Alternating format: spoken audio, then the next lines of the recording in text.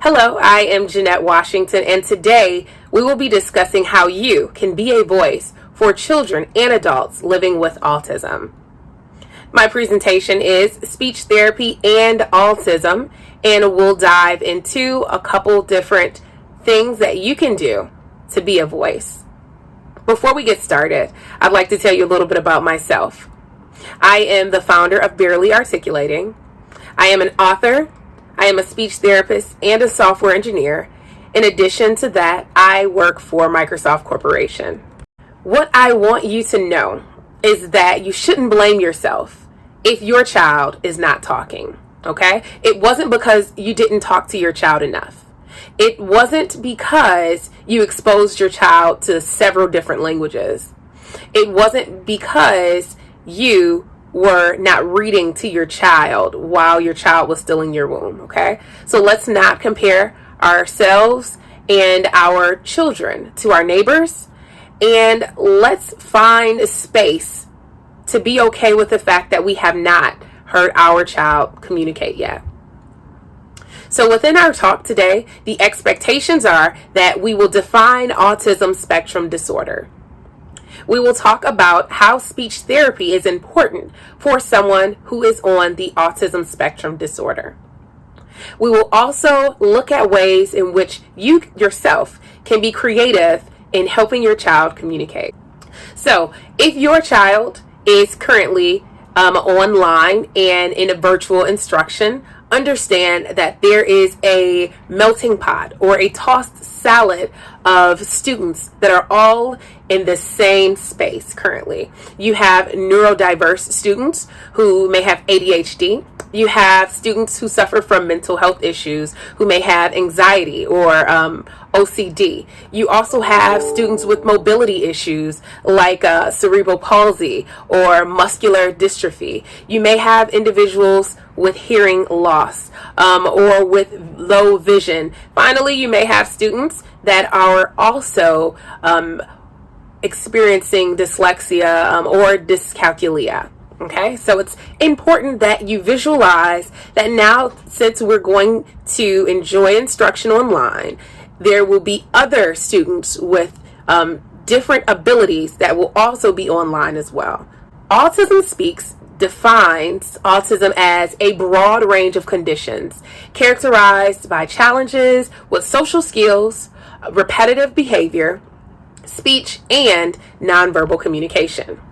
The National Institute of Mental Health defines autism as a spectrum disorder because there is a wide variety and variation in the type and severity of symptoms people experience. So, where does a speech therapist come in? So, a speech therapist works with an individual across their lifespan. Let me give you some instances. So a speech therapist can work with someone who is a newborn and they have issues with feeding and nutrition. A speech therapist can work with a toddler who has issues with social skills, play skills, apraxia, as well as autism spectrum disorder. A speech therapist can work with a child that is of school age who has an issue with reading and writing, who has complications with articulation, who has issues as it relates to expressive and receptive language. Next, a speech therapist can work with an individual in their adulthood. That means someone who has deaf, hard, or hearing. Maybe they're interested in accent reduction. Someone who has a traumatic brain injury, someone who has stuttering issues and fluency issues. Next, someone who has had a stroke and they need assistance with communicating again and using their language skills. And finally, when we get to the geriatric stage, we know that a speech therapist can work in that age range as well. A speech therapist can work with degenerative diseases, feeding and swallowing, and executive functioning disorders. So as it relates to an individual on the autism spectrum disorder, we want to look at a few ways in which a speech therapist can be of assistance and how that assistance can carry over into the household. Maybe you don't have a speech therapist. Maybe a speech therapist is not accessible to you. So here are a few tools, tricks, and hacks that you can use so that you can make sure your child is in a language-rich environment. You'll hear that phrase a lot because it's very important that you understand a language-rich environment means that an environment or a space where that child is getting a wealth of a language, a wealth of communication, a wealth of speaking is going on in that environment so that that child has an adequate amount of exposure to language, speech, and everything in between. So one of my first tips for you, I hope you have your pen and paper handy, is to sing.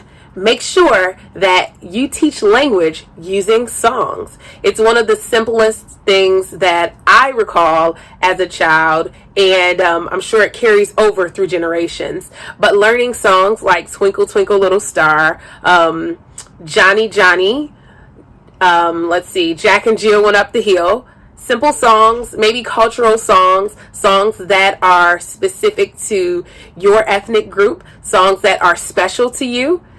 That is important when we're creating a language-rich environment to sing. Next, I want to look at reading.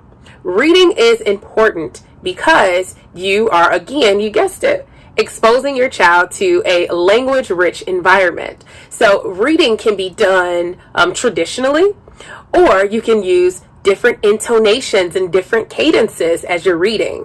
Let's say you're reading about the big bad wolf. Then you might want to imitate what that wolf would sound like. You may want to dress up or, make your face look like a big bad wolf. What expression would the big bad wolf make when he sees the Red Riding Hood for the first time?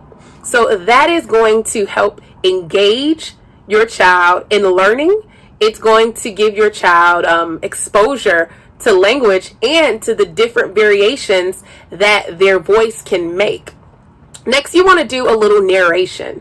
Narration is so fun because your child is doing all the work and you're basically just going over or saying what they're doing. So let's say your child is using a toy truck. They're pushing it back and forth on the floor, across the floor. You can say something like, "Oh my, that truck is going fast. Now it's going forward. Now it's going backwards." So again, you're just narrating what they are doing. They're doing all the work. You are just putting your 2 cents in it and making their activity seem more engaging just by using your voice, your tone. Next, we want to do verbal routines. When you are working with a child that is autistic or has autism spectrum disorder, you want to make sure that a routine is in place. I don't know about you, but even for me, a routine is so helpful. This way you use different visuals and you can have specific language that you use during these different instances. For example, let's say you have a picture of someone brushing their teeth and you say, "It's time for us to brush our teeth. I'm so excited to scrub-a-dub-dub all of those teeth and make sure you get the top and the bottom." So you want to make it seem like this is an exciting activity, an enjoyable occasion for your child. And these are ways, again, that we are building that language-rich environment. Next, we want to be silly. Being silly is probably the most underrated thing that we can be or we can do.